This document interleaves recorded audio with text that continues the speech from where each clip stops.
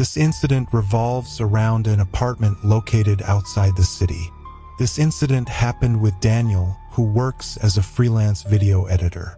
Due to work pressure, Daniel had been searching for a low-rent flat in a quiet area outside the city for a long time. After a lot of searching, he finally rented room number 404 on the 4th floor of Kalratri Apartment, located on the outskirts of the city. Seeing the unusually low rent, Daniel asked the broker why the room was so cheap. The broker brushed it off with a laugh and said, "Sir, the area is a bit isolated, so not many people want to come here. Besides, the previous tenant suddenly moved abroad. The owner just wants someone to stay here and take care of the place." Daniel didn't pay much attention to this. Being a lone person, he preferred a quiet environment. So, without wasting time, he shifted into the new room the very next day. From then on began a mystery that Daniel had never imagined. The first 2 days were completely normal, but from the third day, Daniel started noticing strange things. Around 2 or 3 at night, he could hear footsteps coming from the adjacent kitchen. The sound wasn't like a woman's footsteps. It sounded like a man walking slowly. On the first day, Daniel ignored it. But the next night, at the exact same time, he heard the same sound again, like someone pacing slowly. When he checked, there was no one there. Only the window was open, even though he was sure he had closed it before going to sleep. The following evening, while taking the lift down, it suddenly got stuck between the 3rd and 4th floors. After a few moments, the lights went out. In the darkness, Daniel felt that someone was standing in one corner of the lift. He turned on his phone's flashlight, but no one was there. At that very moment, a rotten smell filled the lift. Although frightened, he had Daniel become was friendly a with rational an old person, man at a tea stall so he below the dismissed it apartment. as a trick While of chatting, the mind. Daniel casually asked about the previous tenant of room 404. The old man's face turned pale. In a low voice, he said, "Son, that room is not good. About 3 years ago, a middle-aged man lived there alone. One day, he suddenly disappeared. When the police broke open the door, they found the room empty. But under the bed, there was his diary and his glasses. He has never been found. People say he never left the room. The room swallowed him." Daniel laughed it off, but something bothered him. He decided to check under the bed once he returned. That night, around 1 a.m., Daniel was editing a video. Suddenly, he heard a strange static noise through his headphones. From within the noise, it felt like someone was whispering faintly, "Why are you closing the window? I'm suffocating." Startled, Daniel removed his headphones.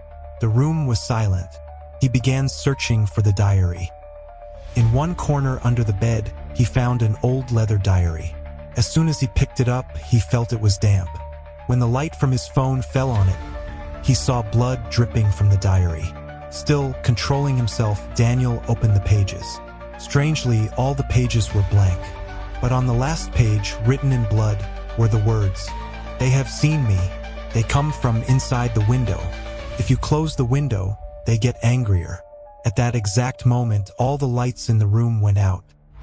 The window burst open with a loud sound. It didn't feel like wind. Rather, it felt like someone had entered the room through the window.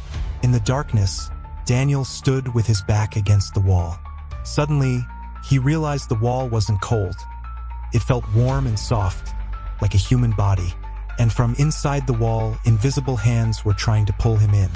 In panic, Daniel ran toward the door. But he saw there was no handle. It seemed to have merged with the wall.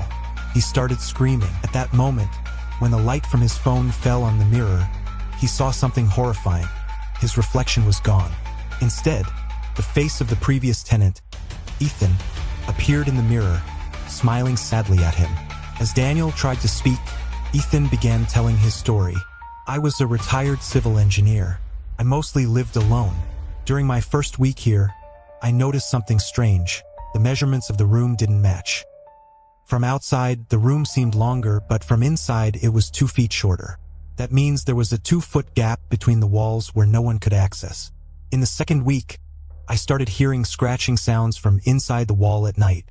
It felt like someone was trying to scrape the plaster off with their nails. Sometimes it sounded like heavy breathing from the other side. One night, I pressed my ear against the wall and heard a voice. It wasn't a ghostly sound. It was exactly my own voice. From the other side, something was calling me in my own voice. "Ethan, come inside. It's very peaceful here." That night, it came out. It has no eyes. It doesn't come through mirrors. It seeps out of the walls. I can't take it anymore. It's calling me. With that, he vanished. By then, Daniel noticed a scraping sound coming from the wall behind him, the same sound Ethan had described.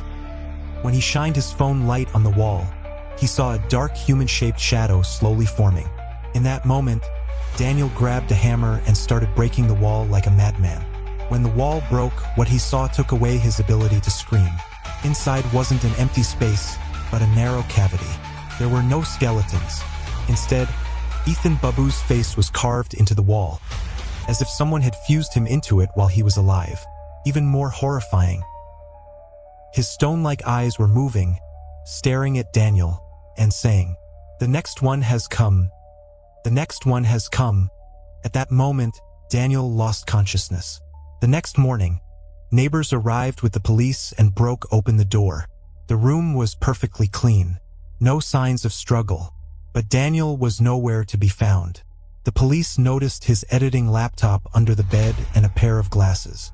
In one corner of the room lay his camera.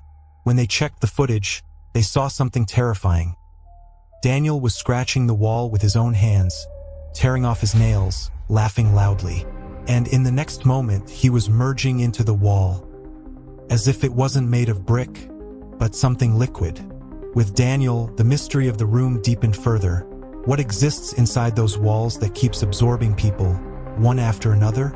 A few months later, a new tenant was seen moving into the same flat. He was a young man just like Daniel. As he went to close the window, a whisper came from behind the curtain. "Don't close the window. If you close it, they get angrier." Some flats aren't made of just bricks and cement. They are built from human fear and loneliness. The wall you sleep beside so peacefully, do you know what's on the other side?